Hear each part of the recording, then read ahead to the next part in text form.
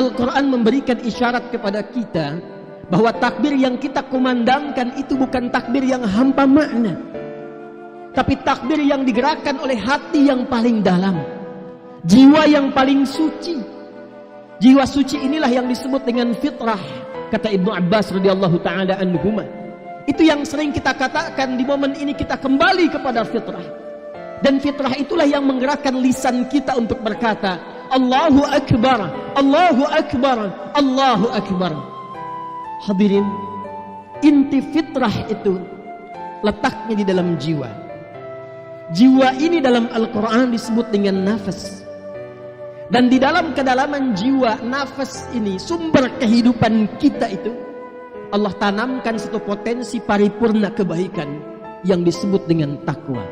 Quran surah ke-91 ayat 7 sampai dengan 8. Wa nafsi wa ma sawaha, dan demi jiwa yang tertanam mendalam dalam diri setiap manusia itu, dalam diri kita, dan disempurnakan keberadaannya. Bagaimana cara Allah menyempurnakannya? Fa'alhamaha fujuraha wa taqwaha.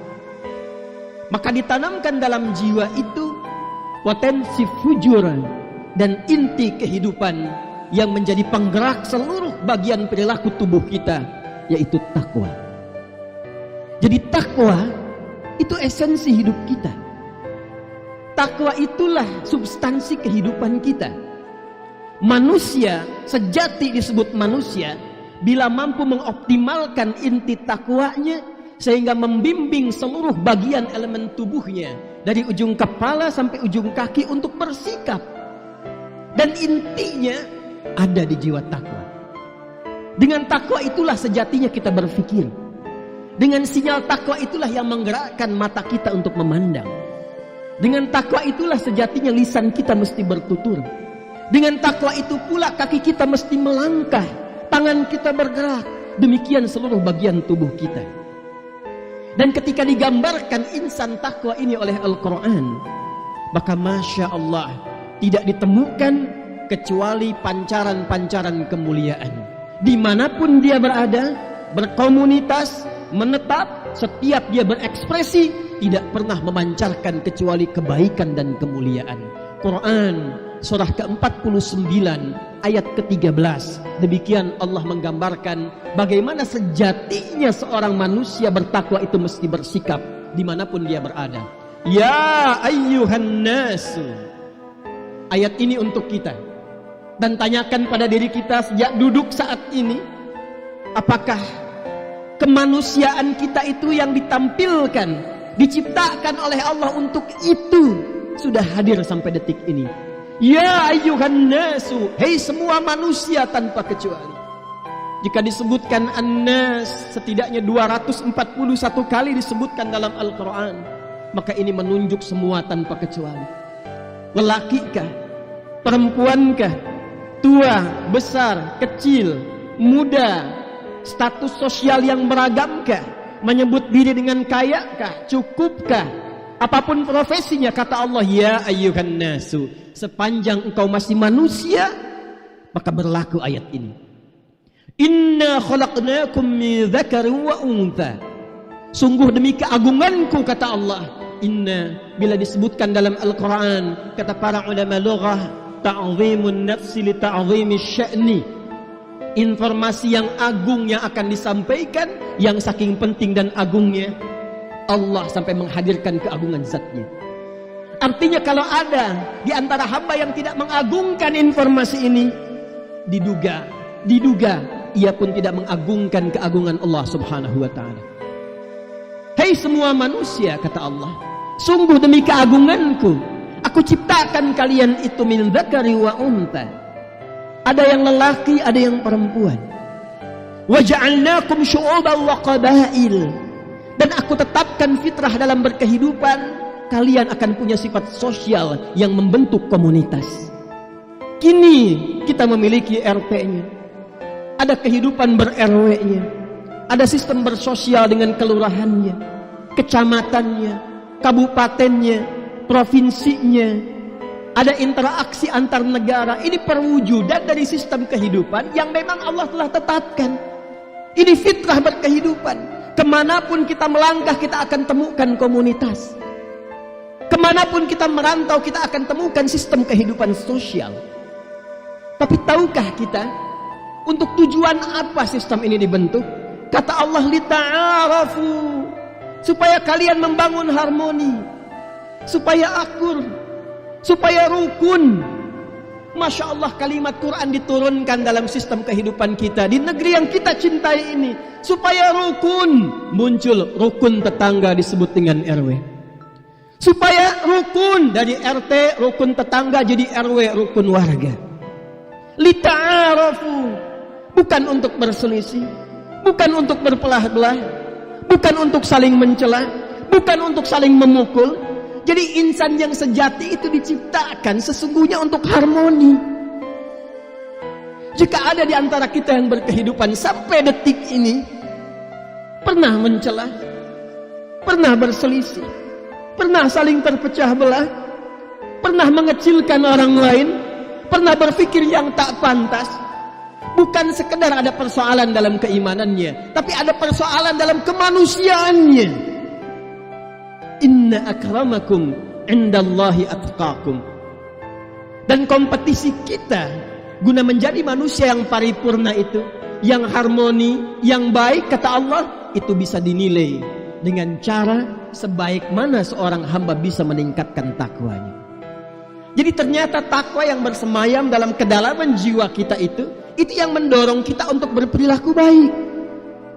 Jadi orang takwa itu mustahil lisannya bertutur yang kotor, matanya menatap yang tidak mulia, pendengarannya terobsesi untuk mendengar yang tidak pantas, tangannya mengerjakan hal yang tidak penting, kakinya melangkah pada yang tidak tepat. Mustahil jika dibimbing oleh kedalaman jiwa takwa itu. Inna akramakum indallahi atqakum. Sungguh, kata Allah, yang paling mulia, yang paling baik, yang paling bagus di antara sekian hambaku itu, kata Allah, ialah orang yang mampu mengoptimalkan potensi takwanya. Allahu akbar, Allahu akbar, Allahu akbar, walillahil hamd. Hadirin, beruntungnya kita, berbahagianya kita, bersyukurnya kita kepada Allah, karena kita termasuk di antara hamba yang dibimbing langsung oleh Allah supaya mampu mengoptimalkan potensi takwa itu, supaya bisa menghadirkan sinyal-sinyal yang kuat dari kedalaman jiwa takwa kita itu. Dengan cara apa itu bisa dilatih, ya Allah, bila kita bertanya? Dengan cara apa takwa itu dimunculkan, ya Allah, sehingga kami mampu menjadi hamba yang baik, membangun harmoni, insan yang taat? Maka di antara sekian cara, wasilah, hal yang telah Allah desain dalam syariatnya, disyariatkanlah kemudian ibadah siyam Ramadan itu. Diturunkanlah satu ayat yang viral dalam durasi yang telah ditetapkan untuk menjalani satu teknis ibadah yang dengan itu disiapkan setiap yang menunaikan ibadah itu bisa meraih paripurna takwa, kesempurnaan takwa. Turunlah Quran surah kedua Al-Baqarah ayat 183. Ya ayyuhalladzina amanu. Hei setiap insan yang telah menetapkan, memantapkan pada jiwanya, yakin denganku tanpa ragu. Orang yang yakin dengan Allah, menuhankan Allah, menaati Allah, mantap keyakinannya terhadap Allah, disebut dengan insan beriman. Dipanggil oleh Allah dengan panggilan khusus, ya ayyuhalladzina amanu.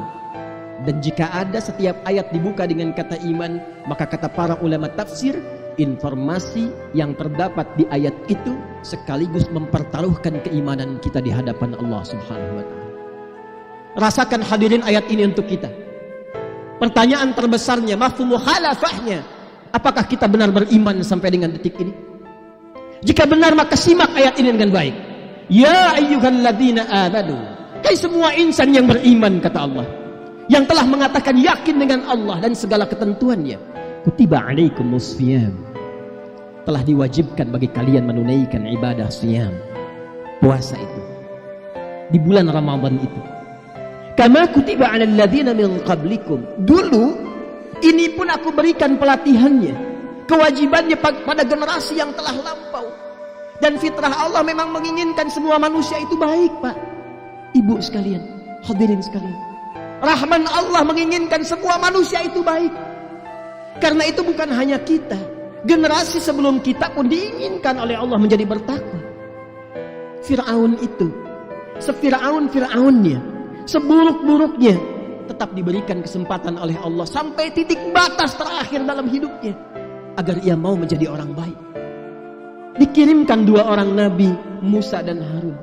Diperintahkan berkata yang lembut, faqula lahu qawlan layyina.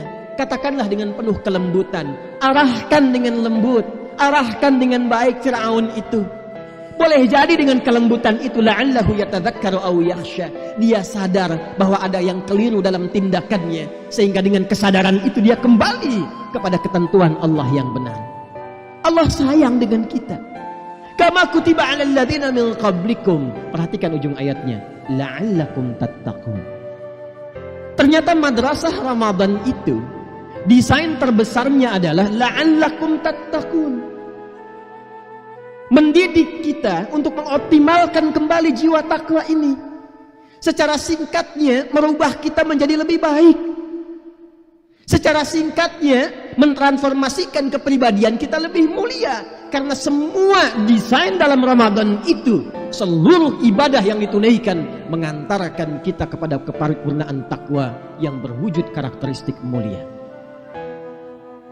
Dalam latihan inilah kemudian hadirin sekalian, kita diminta untuk menjalani ibadah-ibadah tertentu untuk melatih itu.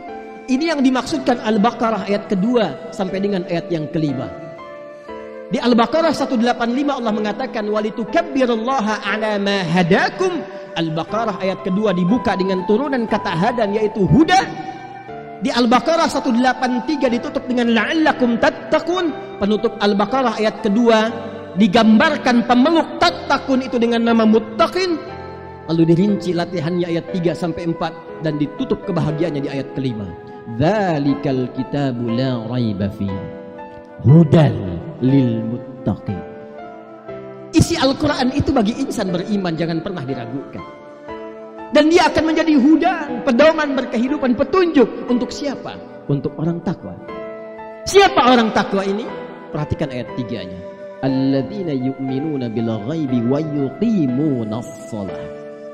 Orang takwa itu cirinya ketika dia sudah yakin dengan Allah, dia mengekspresikan, mengimplementasikan, membuktikan pancaran keyakinannya dengan menyembah Allah, berlatih lewat memperbanyak salat. Perhatikan di mushaf kalimat salatnya alif, lam, shad, lam, waw, fathah tegak, kemudian ta marbutah.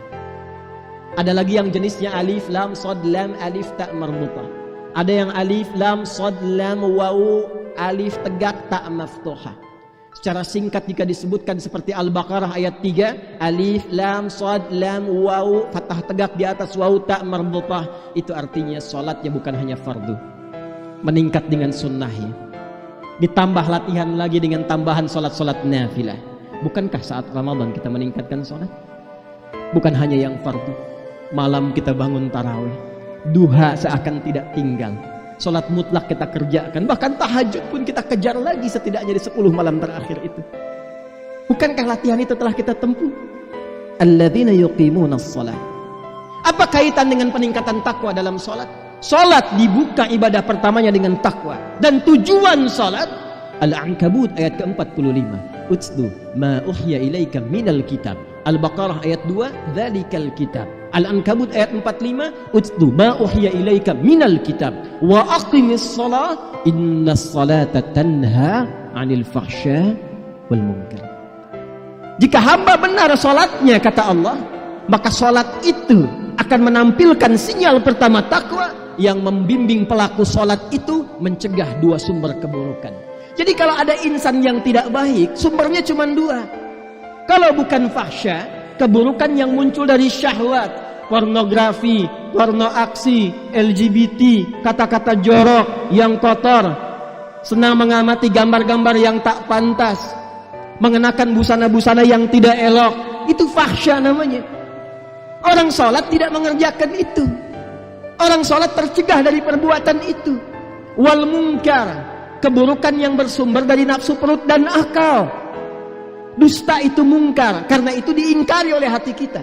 Menipu itu mungkar, merampok itu mungkar, korupsi itu mungkar, membegal itu mungkar, membunuh itu mungkar, buat hoax itu mungkar, terpecah belah itu mungkar. Jadi kalau benar sholatnya kita ini tidak terpecah belah, kalau benar sholatnya tidak ada yang saling mencela di antara kita, kalau benar sholatnya tidak ada yang saling menjatuhkan, kalau benar sholatnya tidak ada dan tidak ada yang berbuat fahsya dan munkar. Selama Ramadan kita dilatih memperbanyak sholat, dan itu inti takwa kita. Tanyakan pada detik ini, berapa banyak dalam berkehidupan mata ini salah pandang, lisan ini salah tutur, kaki ini salah melangkah. Itu bukan kita. Kita tidak diciptakan untuk berbuat itu. Ini baru sholat, dan kita telah meningkatkan sholat itu selama Ramadan. Betapa banyak kata-kata yang tidak pantas diucapkan pada pasangan hidup kita, pada anak kita. Perhatikan hubungan dengan tetangga sebelum datang ke masjid ini, sebelum kita khusyuk menunaikan sholat dan bangga dengan takbir mengatakan Allahu Akbar, Allahu Akbar. Pertanyaannya, benar gak takbir itu diekspresikan dengan sepenuh jiwa kita? Atau jangan-jangan masih ada sekat yang belum melunturkan persoalan dalam kehidupan kita? Lantas bangga kita mengucapkan Allahu Akbar. Betul takbirnya, apakah itu takbir yang sejati? Tapi apakah itu takbir yang hakiki? Ramadan mesti merubah diri kita lebih baik, karena kita telah dilatih oleh Allah dengan karakteristik ibadah yang seharusnya menampilkan sinyal takwa kita. Wa mimma razaqnahum yunfiqun. Bukankah saat Ramadan kita banyak berinfak? Sebelum Ramadan kita tidak kenal siapa yang butuh di sekitaran lingkungan kita. Kita tidak tahu bahwa di sebagian warga kita di PJS, di PTN, di Greenview, atau lebih luas lagi dalam konteks kehidupan berbangsa, bernegara, mungkin saat ini pun masih belum ada yang mendapatkan pasokan logistik untuk makannya. Bergembira mengenakan pakaian yang seperti Anda kenakan saat ini. Boleh jadi ada sebagian di antara sahabat, warga, tetangga kita untuk makan pun belum mendapatinya, untuk berpakaian pun belum mampu menutup aurat. Bukan tidak tahu hukum menutup aurat, tak punya pakaian untuk menutup itu. Bukan tidak mampu untuk berbahagia, makan saat ini dengan ketupat yang siap dihidangkan. Bahkan ada yang sebagian masih menahan lapar, bertanya apa hukum puasa di hari raya, bukan karena nggak tahu itu haram, karena tak punya makanan untuk menikmatinya. Kita dilatih selama Ramadan untuk berbagi. Maka kita tahu berapa banyak yatimnya, berapa banyak du'afanya, berapa banyak kolega kita yang membutuhkan uluran tangan dan kesetiaan perhatian kita. Maka di titik itulah sebelum kita menunaikan Idul Fitri, bukankah ada zakat fitri? Yang kata Ibnu Abbas radhiyallahu taala anhuma, farada Rasulullah sallallahu alaihi wasallam zakat al-fitri tuhratan lis-shaimi min al-laghwi wal-rafathi wa tu'matan lil masakin. Disyariatkan zakat fitri. Zakat fitri itu di antara tujuannya supaya kita mampu membangun harmoni dan bersinergi dengan siapapun di lingkungan kita, dan membantu yang terlihat kurang itu supaya eksis kembali. Itulah esensi fitrah kita.